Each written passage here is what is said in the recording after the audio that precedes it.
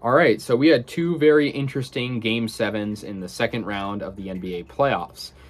Very much one-sided games on both of them, and it's very interesting because both teams that appeared in the NBA Finals last season, both lost in these game sevens of the second round, and they lost in, like I said, a very one-sided fashion, blowouts, really. So yeah, let's get into it. Celtics and the Bucks. The Celtics win 109-81 to advance to the next round, and they'll play Miami. This game was very one-sided. The Bucks really just couldn't get it going. I mean, Giannis had a pretty crazy stat line, almost a triple-double. He had 25 points and 20 rebounds.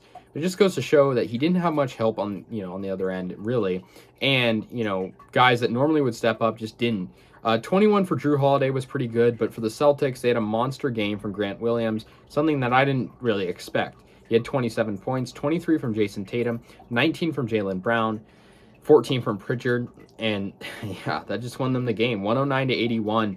Not a good game for the Bucks. I mean, they're coming off a title win, and for them to lose like that, it's disappointing, especially in Game 7, especially where you have guys like Giannis breaking records. So yeah, the Celtics will advance. I mean, I kind of expected them to win, but I also wasn't going to count out the defending champs, and they have the best player arguably in the league, Giannis.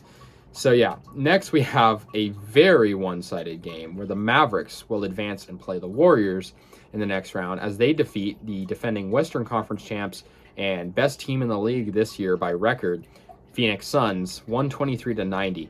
Luka Doncic had the same amount of points as the Suns at halftime, 27 each. I mean, absolutely embarrassing for the Suns. They kind of just showed and diagnosed themselves with not being able to deliver syndrome. They just did not play good in this game.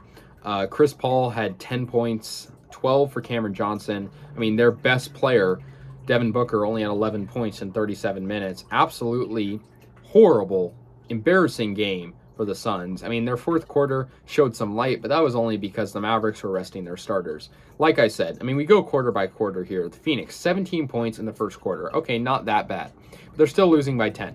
Next, they get outscored by 20 in the second quarter, only scoring 10 points in the quarter. And I mean, to put that in perspective, 10 points in a quarter means you're scoring less than 1 point per minute.